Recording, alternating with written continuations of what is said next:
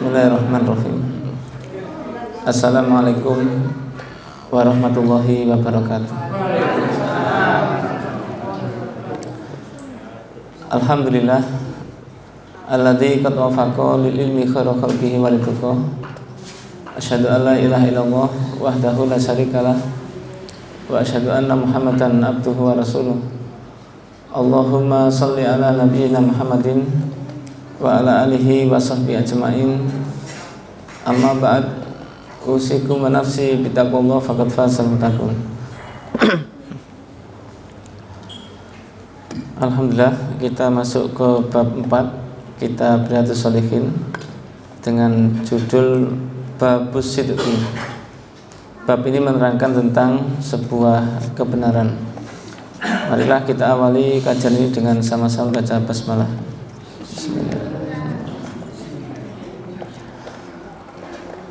A'udzu billahi minasyaitonir rajim. Qala Allah Ta'ala, ya ayyuhalladzina amanu taqullaha wa kunu ma'as shadiqin. Allah berfirman di dalam surat At-Taubah ayat 119 tentang bagaimana sebuah kebenaran. Ya ayyuhalladzina amanu, wahai orang-orang yang beriman, ittaqullah, bertakwalah kepada Allah, wa kunu ma'as shadiqin, dan hendaknya ada di antara kalian itu termasuk orang-orang yang benar. Bapak Ibu hadirin rahimakumullah, ayat ini menguatkan kita bahwasanya dalam sebuah kehidupan manusia itu pasti akan terseret pada sebuah kedustaan, bahkan juga sebuah kebohongan. Ada juga sebuah rekayasa. Maka kita diminta sebagai orang yang beriman itu senantiasa menjaga kebenaran kita.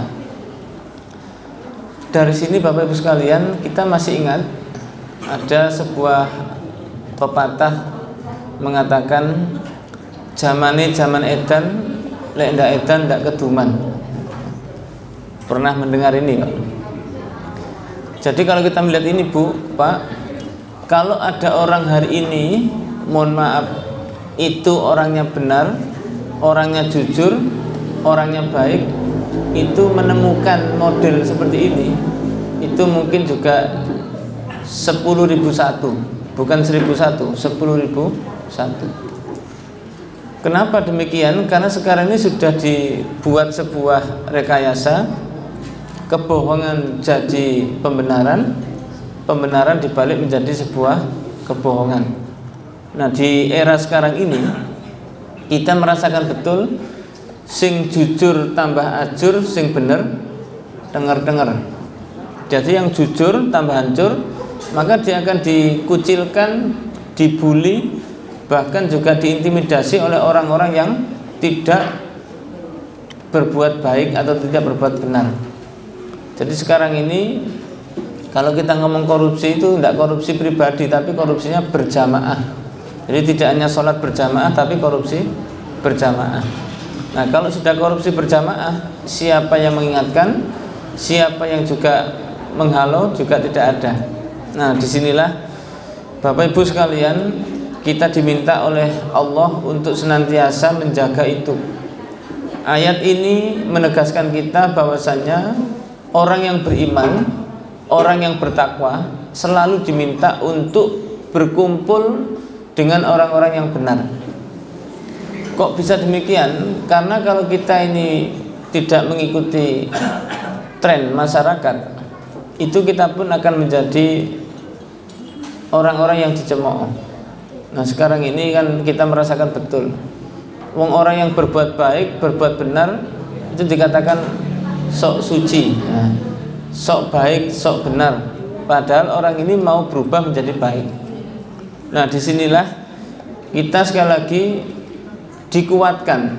Jadi ayat ini masuk ke dalam ya ayyuhalladzina amanu, khusus orang-orang yang iman diminta selalu bertakwa supaya hati-hati. Kita terus dimotivasi oleh Allah untuk senantiasa bertakwa, Karena dimanapun kita berada pasti Allah akan mengintai kita. Nanti di bab 5 itu akan namanya ada bab muraqabah, di mana Allah selalu mewaspadai kita, mengintai kita dimanapun kita berada. Maka diingatkan kepada kita untuk senantiasa wakunu ma'as shodiqin. Jadi kita ini hendaknya bersama orang-orang yang benar. Bagaimana orang yang benar? Maka dia akan siap dicemooh, diolok-olok, diintimidasi, bahkan bisa dihabisi. Entah itu dihabisi kehormatannya, dihabisi kekayaannya, bahkan dihabisi jiwanya. Kalau itu semua sudah, makanya jadi pimpinan atau jadi pemimpin, tidak siap mati, maka jangan sampai jadi pemimpin. Karena suatu hal, coba Bapak Ibu para jamaah ingat kisah Nabi Muhammad SAW turun ke sahabat Abu Bakar, turun ke sahabat Umar. Sahabat Umar meninggal dalam keadaan dibunuh waktu sholat. Jadi orang itu tidak berani hadap-hadapan dengan Sayyidina Umar, beraninya dari belakang. Nah, suatu saat kita pun juga begitu. Maka tidak apa-apa kalau ini bagian daripada perjuangan. Jadi perjuangan itu memang ada kalanya begini. Kalau kita dicemooh saja tidak usah bingung dicemooh atau diolok-olok. Para nabi, para rasul aja ada yang dibunuh. Kalau kita ini pun dicemooh, diolok-olok biasa, simple. Tapi kalau kita ini dibunuh itu memang resiko perjuangan, seperti para rasul dan juga para nabi. Nah, disinilah sekali lagi kita diminta untuk senantiasa bersama orang-orang yang benar. Wa qala ta'ala, dan Allah juga berfirman lagi di dalam surat Muhammad ayat 21. Falau sodaku, maka apabila orang-orang itu benar Allah kepada Allah, lakana khairul lahum, maka pasti orang yang benar itu lebih baik bagi orang-orang yang melakukan itu. Nah, Bapak Ibu sekalian, dalam kita berbuat benar ini, kalimat ini lau, faedah lau ya. Tadi ada lau itu maknanya, mohon maaf, lau ahlal qura, lau kana, dan seterusnya. Kalimat yang ada lau ini kalimatnya seandainya. Seandainya itu maknanya 99% hampir tidak terjadi. Kenapa demikian? Karena memang masyarakatnya kalimat seandainya itu sifatnya tamani, yang berharap agak berat dilakukan. Karena agak berat dilakukan, contohnya Pak, Bu, ketika Al-Quran menyampaikan lau anna ahlal qura amanu wa taqau la fatahna alaihim barakatim minas sama'i wal ardh. Jika penduduk bumi ini mau beriman bertakwa kepada Allah, maka pasti dibuka barokahnya. Pertanyaannya, orang yang iman dan takwa di muka bumi ini banyak apa sedikit? Nah, jika itu semuanya mau beriman, berarti mayoritas itu mau banyak yang beriman, maka jadi baik Pak. Masalahnya tidak mau. Karena di ayat berikutnya, walakin kadzabu fa akhadnahum bima kanu yaksibun. Ayat berikutnya begitu. Maka di sini pun juga begitu. Maka apabila manusia itu mau berbuat benar kepada Allah, berbuat benar kepada Allah itu maknanya dia itu melakukan ini niatnya karena Allah, jujurnya karena Allah, bukan semata-mata karena manusia. Maka kalau berbuat benar karena Allah, dia tidak akan sungkan dengan siapapun kalau itu mengatakan amar ma'ruf nahi mungkar. Karena memang berat Pak. Orang Jawa, Nyun Sewu Jawa kayak kita ini, biasanya orang Jawa ini, saya tidak ngomong yang lain, orang Jawa itu biasanya kayak belangkon itu loh Pak. Ngarepnya rata, mburine bendol. Maksudnya apa? Tidak berani ngomong di depan, ngomongnya di belakang, ngerasan-rasan, tapi tidak mau ngomong terus terang, tapi ngerasani kira-kira. Nah, ini tidak boleh terjadi. Maka ketika ini terjadi, kita ini harus benarkan kepada Allah. Jadi umpama kita melakukan sesuatu itu mikir, Allah ridho enggak ya? Allah merestui enggak? Allah memberikan kita ini enggak? Ini dikembalikan kepada Allah. Maka ketika kita ini berbuat benar kepada Allah, maka itu lebih baik. Maksudnya apa? Tidak usah mendengarkan nilai manusia, tapi lihatlah nilai yang Allah berikan kepada kita. Memang agak susah, Pak. Sekarang ini kan ibu-ibu kira-kira enak dipuji apa enak dikritik, Pak? Orang itu kan senang dipuji tuh, Pak. Dikritik kan jarang. Tapi ketika ada orang itu dikritik, hakikatnya untuk kebaikan kita, tidak apa-apa. Tapi itulah perjuangan. Kalau Allah sudah memberikan nilai pada kita, maka nilai ini akan menjadi kebaikan bagi kita. Sayang, manusia itu kan mintanya nilai kepada manusia, Pak. Contohnya lagi, orang berangkat haji. Orang berangkat haji itu menurut hemat kami begini. Dulu Pak Kiai kalau berangkat haji itu tidak ada yang tahu. Hanya istri yang diberitahu. Aku neng ini Mekah, tidak usah ngomong-ngomong. Engkau lek takoni ngomong nang Jakarta. Ya memang berangkatnya dulu kan dari Jakarta semua, Pak. Ya. Jadi Pak Kiai ngomongnya juga enak ke Jakarta. Bawa koper. Pak Kiai kok tidak pun kok betul koper. Nang Jakarta rodok suwe aku. Ke Jakarta rodok suwe aku. Nah, ke Jakarta itu karena memang pesawat berangkatnya dari sana, Pak. Nah, setelah itu memang rodok suwe. Memang orang haji kan tidak mungkin sebentar. Semua orang mengatakan Pak Kiai ke Jakarta. Bunyai pun juga menyampaikan ke Jakarta. Tidak pernah ngomong itu. Karena apa? Ini ibadah. Nah, orang sekarang beda. Dipamiti semua, sak kampung loh dipamiti. Akhirnya apa? Kalau sak kampung dipamiti, semua nilainya waduh, ini mendapatkan nilai dari manusia. Bahaya ini, Pak.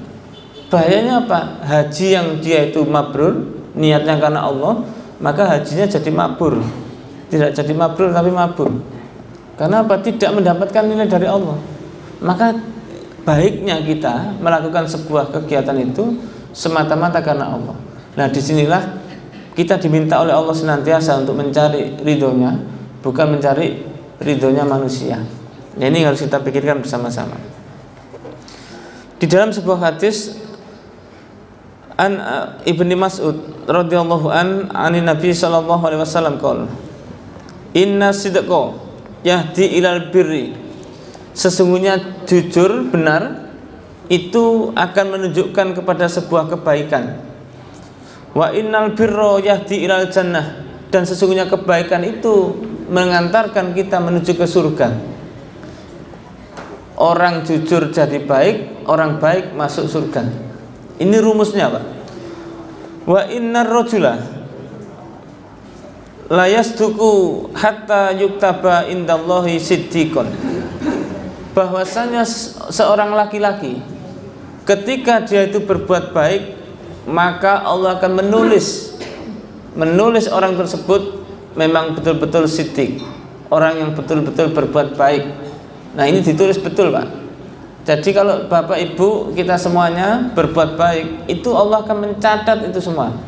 Tidak usah khawatir, tidak akan lewat sedikit pun catatan yang Allah berikan kepada kita. Makanya ada sebuah nadoman alfiyah itu menyampaikan wa yarfa'ul fa'ila fi'lun udmiro, Allah akan mengangkat derajatnya orang yang melakukan pekerjaan yang disimpan. Maksudnya tidak ditunjuk-tunjukkan, karena memang dia itu berharap kepada Allah. Nah, disinilah kita ini benar karena Allah, bukan karena manusia. Wa innal kadhiba yahdi ilal fujur, sesungguhnya kebohongan itu menunjukkan kepada kerusakan. Wa innal fujura yahdi ilan nar, dan kerusakan itu membawa kita kepada neraka. Ini jelas, jurusannya sudah jelas. Kalau bohong menuju neraka, kalau benar menuju surga.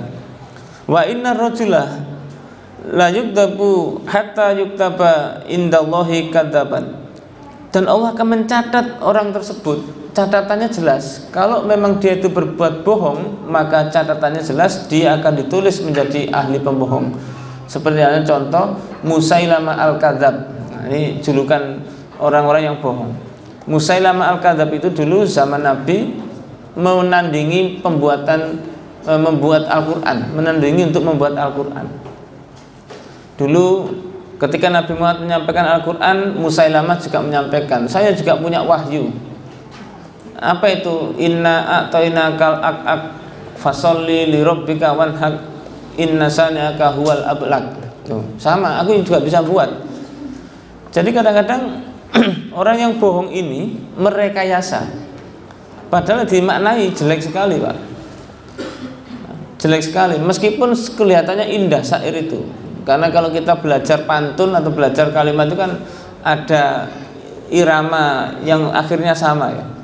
Di bawah itik pulang petang, dapat di rumput bilang-bilang, melihat ibu datang, hati susah jadi riang lah, ya kan enak ya.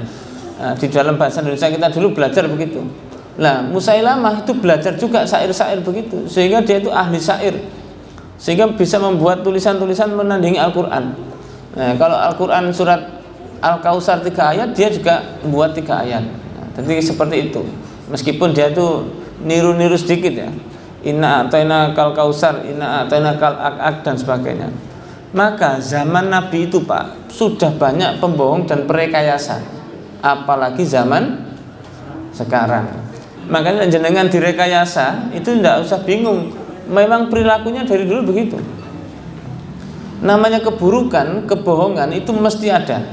Maka kita diingatkan oleh Allah jangan sampai berbuat bohong. Asani, hadis yang kedua, An Nabi Muhammad Al-Hasan bin Ali bin Abi Thalib radhiyallahu anhuma qala hafidtu min Rasulillahi sallallahu alaihi wasallam, saya hafal dari apa yang disampaikan oleh Nabi sallallahu alaihi wasallam. Beliau menyampaikan, da ma yuribuka ila ma la yuribuk, da tinggalkan ma yuribuka pada perkara yang membuat kamu ragu-ragu, was-was, mamang bahasa. Ila ma la yuribuk pada perkara yang membuat kamu tidak ragu-ragu. Orang-orang itu, Pak, seperti kita semuanya saja, kalau berbuat maaf tidak baik, tidak benar, hatinya mesti resah, hatinya mesti gerenjel, tidak enak.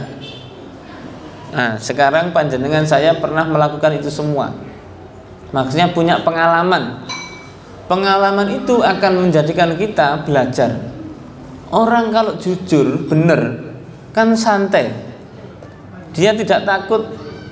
Maksudnya dia itu berbuatnya, mama kamu ngambil enggak, karena orang jujur enggak mungkin dia susah, bingung, sampai nutup-nutupi. Kalau yang dia lakukan itu maaf, umpamanya kwitansinya ini asli, kalau asli betul ya sudah, ini asli kwitansinya. Jadi kalau kwitansinya asli ya dikeluarkan asli, tidak palsu. Maka kwitansinya asli, ketika dia tuh beli kwitansinya asli, maka dicek pun juga asli, dikonfirmasi ke tokonya juga asli. Tapi kalau orang itu merekayasa, menjadikan kwitansinya palsu, maka dia ngomong ke asli, meskipun ngomong ke tokonya ngomong asli ya, tapi nanti suatu saat akan tercium.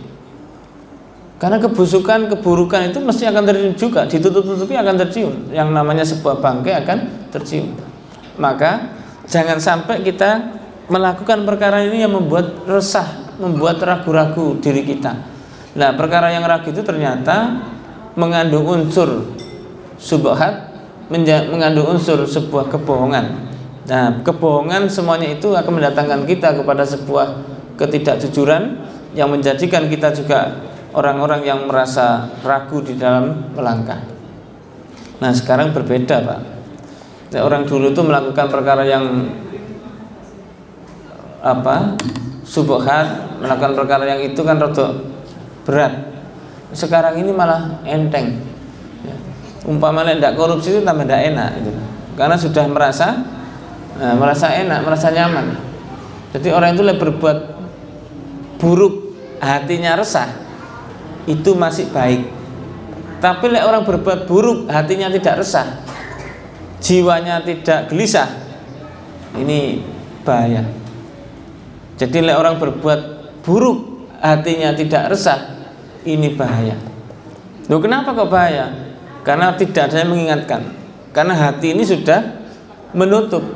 Padahal hati itu kan ada kalanya, bisikannya itu kan jelas.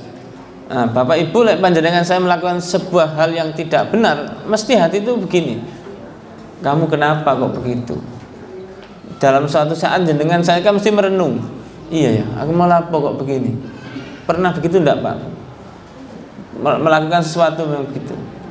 Tapi kalau kita ini berbuat yang benar, maka hati ini akan mengistiqomahkan, menguatkan kita supaya tidak berbuat begitu.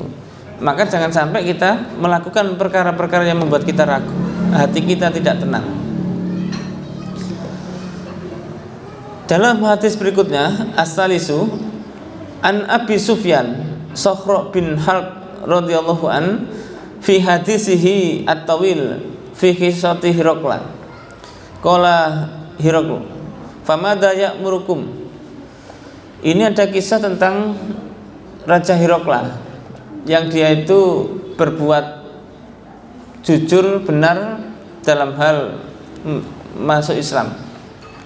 Ketika sang raja ini, singkat cerita itu saja, karena biar tidak panjang, Raja Hiraqla itu bergaul dengan Nabi sehingga merasakan betul kebaikan yang Nabi lakukan.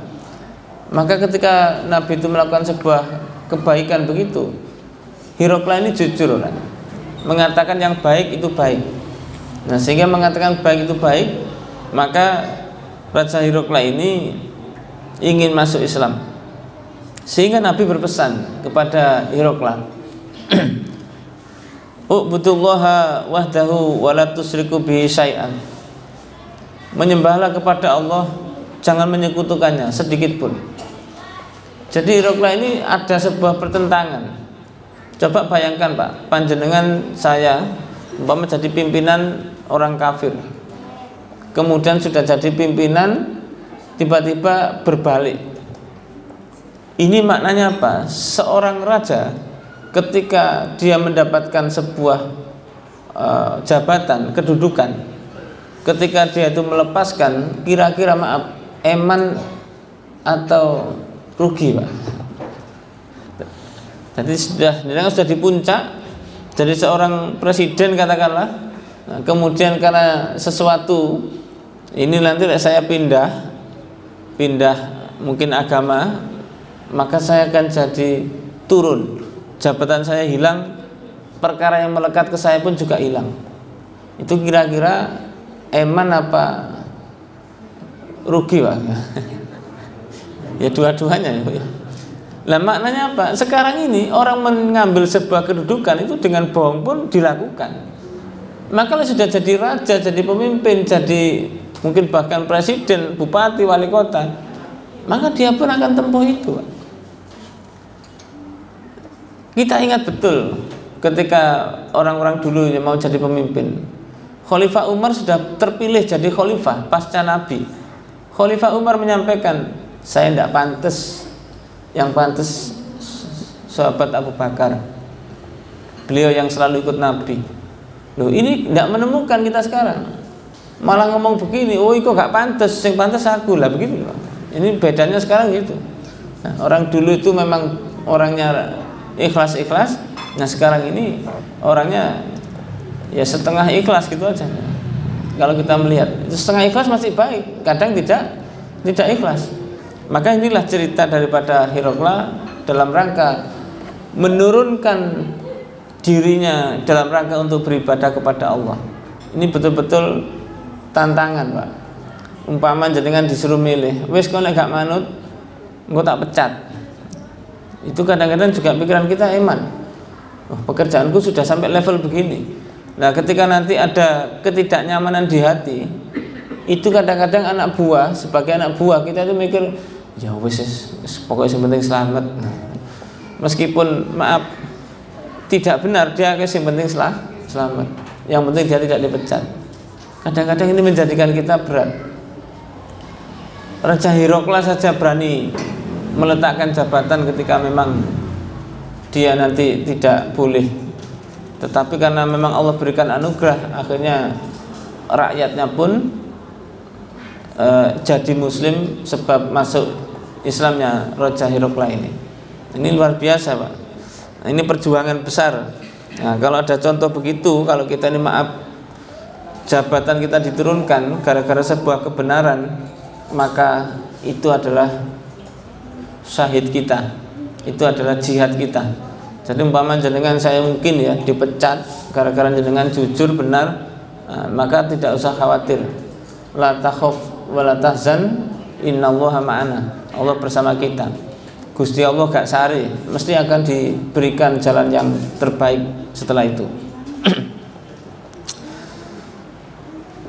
Ar-Rabi'u an Abi Sabit wakila Abi Sa'id wakila Abil Walid Sahal bin Hunayf wa huwa Badriyun radhiyallahu anna Nabiy sallallahu alaihi wasallam qala man sa'ala, barang siapa yang minta Allah kepada Allah asyhadata, pada mati syahid, bisidqin, dengan benar, balaghullahu manazila syuhada, maka Allah akan sampaikan niat itu, tujuan itu pada kematian syahid. Wa in mata ala firasihi, meskipun meninggalnya di atas tempat tidur. Nah, Bapak Ibu sekalian, kita sadar panjenengan saya ini harus introspeksi. Ini mumpung bulan Muharram, bulan yang mulia, di awal ini mari kita berpikir betul-betul. Nabi menyampaikan, barang siapa yang pengen mati syahid itu mati yang luar biasa, Pak, meninggal dalam keadaan luar biasa, maka niatlah itu karena Allah, benar-benar niat karena Allah, maka Allah akan sampaikan kita ini mati dalam keadaan syahid meskipun matinya di atas tempat tidur. Allah sudah mencatat. Makanya kadang-kadang kita ini juga mikir, iya, zamannya kayak begini. Saya panjenengan itu, maaf, lurus-lurus saja, siap-siap gak keduman. Nah, maka disitulah syahid kita, Pak. Menghadapi tantangan yang begini, antara iman dengan eman, itu kan mirip, tipis selisihnya, antara i dan e saja. Emannya sama, jadi iman dan eman selisihnya sedikit. Maka kalau kita ini betul-betul niat mati syahid, maka Allah akan sampaikan kematian kita di situ, meskipun di atas tempat tidur. Jadi dimanapun Bapak Ibu kita berada, dalam keadaan apapun. Contohnya, orang yang benar, kemudian maaf, masih usum enggak Pak, Bu, santet ini? Masih usum enggak sekarang ini? Masih kan? Ada orang itu sampai disantet sehingga dia harus terpapar di tempat tidur, tidak bisa bangun karena sebab disantetnya dia, maka dia mati di atas tempat tidur, itu syahid. Nah, ini yang kadang-kadang kita harus berpikir, kalau kita ini benar niatnya karena Allah, betul-betul maksimal karena Allah, maka Allah akan sampaikan kita ini di mati syahid kita. Termasuk Bapak Ibu, kadang-kadang kita masih berpikir, kenapa ya orang itu kok ngapunten, malas ngaji. Kenapa kok malas ngaji? Padahal ngaji itu luar biasa. Orang kalau tahu faedahnya ngaji, maka dia tidak akan meninggalkan ngaji itu tidak akan.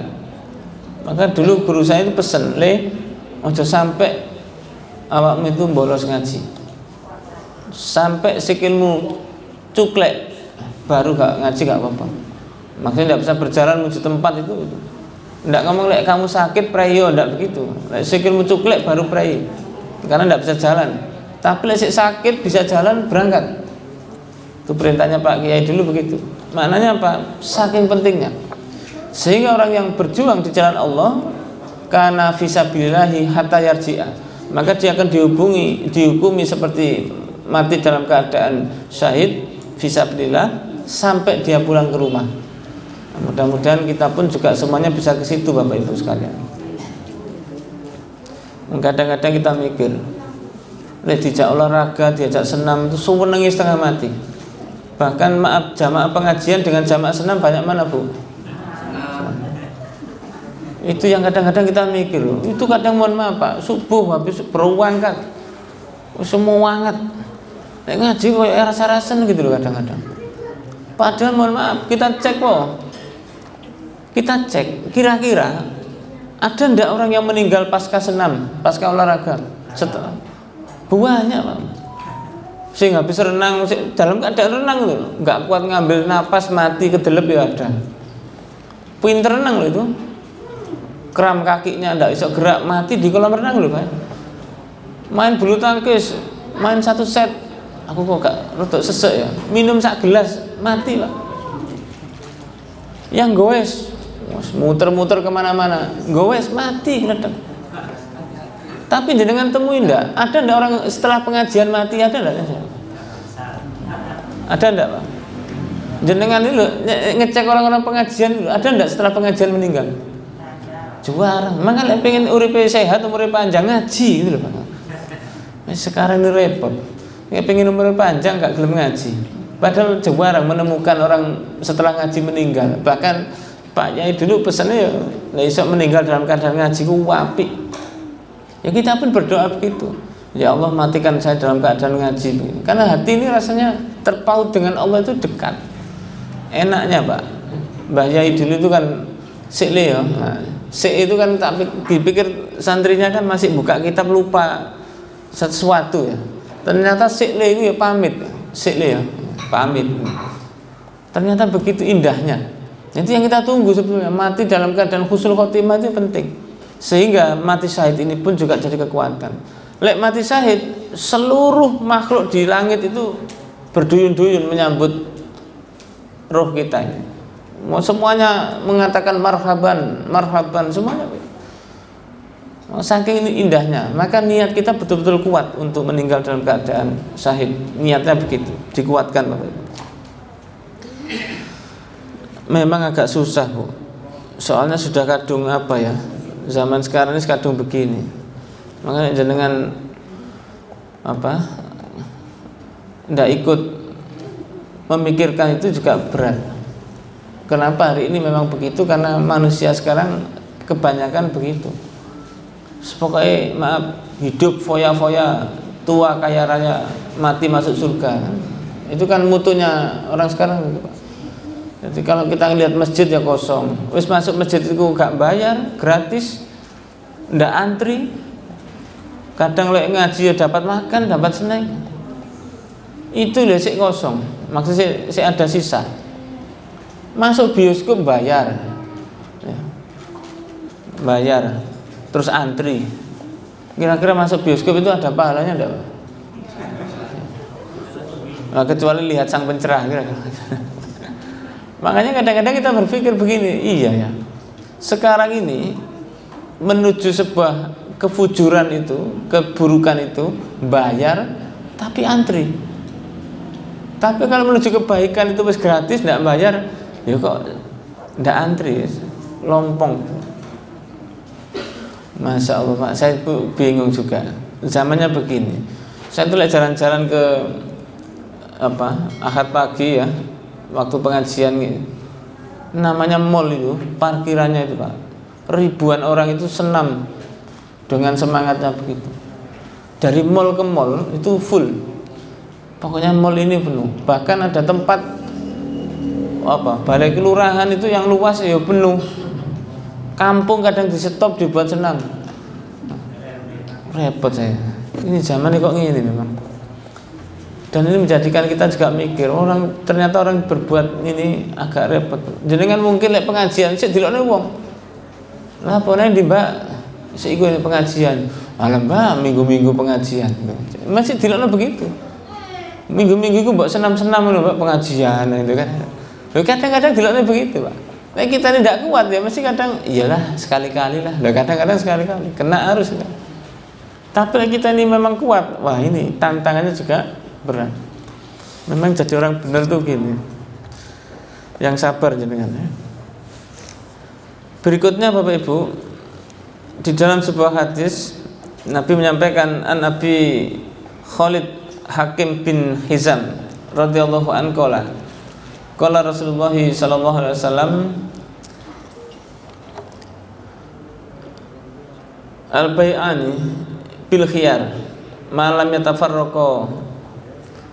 Orang yang berjualan, dua orang yang berakad itu ada terdapat sebuah apa namanya nyang-nyangan ya, akad itu ada sebuah pilihan-pilihan. kemudian dia memilih malam yatafarraqo, sebelum dia berpisah. Sebelum dia berpisah dia mesti saling ngenyang ya, saling menawar ya, saling tawar menawar ya, tawar menawar. Tawar menawar itu sebelum dipisah teruskan. Nanti kalau sudah pisah beda lagi. Fa inna sodako wa bayyana burakalahuma fi baiha. Maka sesungguhnya orang yang benar di dalam dia menawar dan sebagainya itu, maka itu akan mendatangkan sebuah keberkahan. Kalau dia itu jujur dalam pekerjaannya, benar di dalam ininya, beritanya, maka dia akan baik. Sedangkan wa inna kadzaba wa katman, sedangkan kalau dia itu bohong dan menyembunyikan sesuatu tadi dari penjualannya, maka barokahnya itu pun akan hilang. Nah ini Bapak Ibu, repot kita ini. Orang-orang jualan itu kan sing penting badi sekarang, sing penting untung. Malah kadang-kadang begini Pak, mutunya golek sing haram aja susah, apalagi yang halal. Itu kadang-kadang muncul kok idahnya mereka itu. Nggak tahu itu kok idahnya dari siapa itu. Munculnya begitu. Nyuntuhkan lagi apa? Iki main judi lo gak tahu menang. Iki apa lek menang dibujui sama ini. Apalagi judi online itu. Dibujui Pak jelas. Karena apa, itu sudah dibuat sistemnya oleh mereka dan tidak mungkin menang. Nah, ada orang yang bisa menang saking judi online, maaf, itu berarti sing buat itu dia. Nanti menang terus akhirnya dia. Yang buat aplikasi tadi loh Pak, menang. Nah, maka dari itu dalam hal jual beli ini pun kadang-kadang kita ini maaf jualan kan pakai online sekarang ini Pak. Nah, jualan online. Saya itu pernah beli kopiah. Ini karena kopiah gak nemu jadi pakai ini. Beli kopiah mereknya Awing. Di online itu namanya Awing jelas Pak, Awing. Harganya kok murah, ada Awing kok harganya murah. Tak periksa-periksa kok ya bagus, bintangnya ya 4. Apik paling ini. Harganya murah, ya beli aja lah.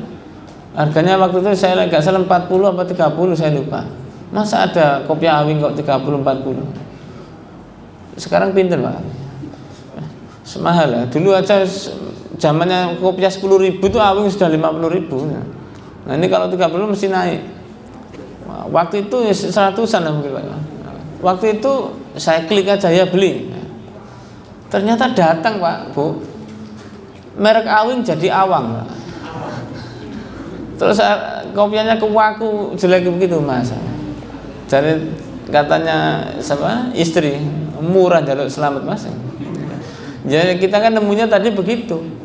Maka di sini kita mikir lah, kalau orang berjualan terus kemudian begitu, Pak, membohongi begitu, maka barokahnya hilang Pak. Saya punya teman Bu Pak, jualan mobil, jujur orangnya. Jadi mobil itu kalau dempulan persa, dempulan. Kan habis nabrak didempul, dicat. Ngomong mobil ini enak, mesinnya enak, bagus, ono kekurangan nih. Loh kekurangannya apa? Ini tak tunjukkan. Ini tak kenteng ya, nah ini asli. Tapi ini kenteng deg. Ini dempulan. Terus saya guyon, sampai ini jualan kok ngetokno cacatnya. Loh, kan saya harus jujur. Badi sidik yang penting barokah. Itu dulu teman saya begitu Pak. Saya ini golek teman saya kayak gini ya uangnya loh. Karena beliau sudah meninggal. Saya cari ini sopo yang jujur. Kadang sekarang itu ya tidak jujur. Tapi kalau mobil pelek ngomongin wapi, semoga jos. Pokoknya polesannya bagus-bagus. Apalagi sekarang Pak, dinyang Pak Manya. Pak ini berapa? 15.000. 12,5 Pak ya. Kulaknya gak oleh 12,5 kok sama dengan yang padahal kulaknya 10.000. Ngomongnya kulaknya aja tidak boleh 12,5. Padahal kulaknya 10.000. Nah, ini kan bohong Pak. Nah ini tidak boleh. Nah pengen dapat untung, cara ngomongnya jangan begitu. Ya belum boleh Pak. Ya siapa? Jangan Pak. Itu masih bagus. Jangan kulak ya aja tidak boleh. Padahal kulaknya 10.000 loh. Pengen dapat untung banyak kan begitu. Nah itu diantaranya Bapak Ibu. Maka jangan sampai keberkahan itu hilang sebab kita melakukan sesuatu yang tidak jujur, tidak benar. Nah, dua hal orang-orang ini selama dia bertemu. Nah, sekarang ini kadang-kadang juga repot. Beli yang offline, yang tidak online. Offline itu tatapan antara pembeli dan penjual. Barangnya dipolak-walik, dibuka-buka gini. Wis bener baik, ditimbang dadi busuk. Ini juga ada. Wong yang offline saja sik ketipu, apalagi online. Kadang-kadang kita begitu. Tapi yang senangan online yang ngomong, aku gak tahu ketipu kok. Yes, alhamdulillah, berarti gitu aja. Anda masih beruntung gitu. Ya, suatu saat kan begitu nanti. Ya, kadang-kadang orang itu sudah kecanduan online itu begitu, Pak. Di sini tuku ini. Ya beli kastok, beli apa? Ada sabun gitu aja enggak apa-apa. Belinya tuh yang kayak tadi kadung awing dadi awang terus repot itu. Nanti mau mengembalikan tuh ya neng di balik ini enggak, ini enggak usah. Ya sudah Pak, itu kadang-kadang tantangan kita. Jadi memang Bapak Ibu sekalian, jadi orang jujur sekarang ini agak berat, ya. Memang agak berat. Tapi itulah nilai-nilai perjuangan kita. Kalau panjenengan atau kita semua yang ngaji ini, ayo mempelopori sebuah kebenaran, mempelopori sebuah kebaikan, kejujuran. Kita menjadi pelopor. Nyun sewu, kalau kita ini aja ngapunten kadang-kadang saya itu repot ya. Orang itu Pak, dia ini maaf travel umroh katakan, atau travel haji, terus bujui, padahal berangkatnya ke Baitullah. Itu kadang-kadang saya tuh mikir, karena nanti di sana itu kan juga kontan itu. Di tanah haram itu kontan, lek bujuk ya bahaya juga. Naudzubillah ma'adallah, jangan sampai kita begitu.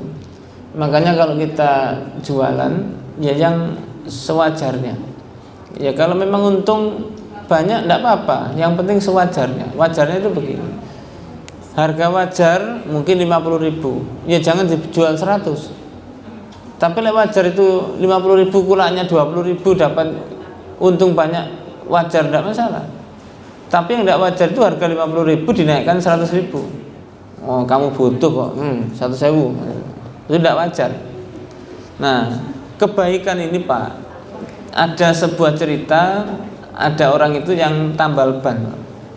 Orang tambal ban ini, maaf, malam-malam jam 1 ada orang yang bannya bocor.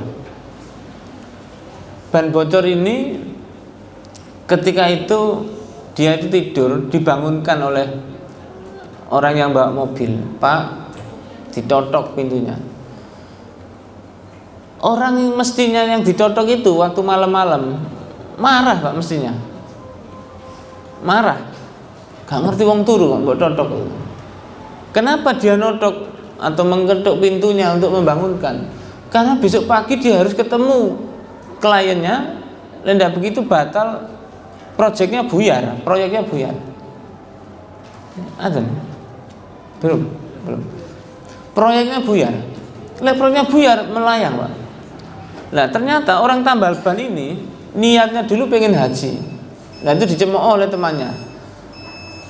Akhirnya wong kon niku asale tambal ban kok pengen haji barang. Itu begitu. Akhirnya dia itu ditotok pintunya dan mau bangun ditempel Pak.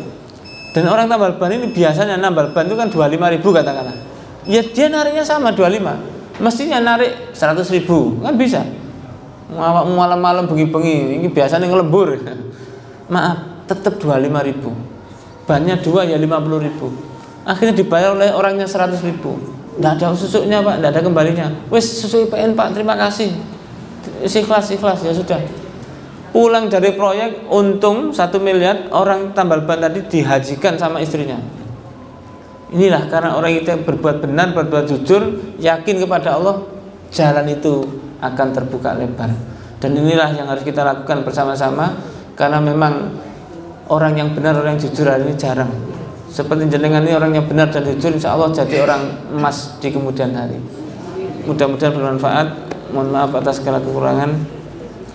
Subhanakallahumma wa bihamdika asyhadu an la ilaha illa anta astaghfiruka wa atubu ilaik. Walhamdulillahirabbil alamin. Wassalamualaikum warahmatullahi wabarakatuh.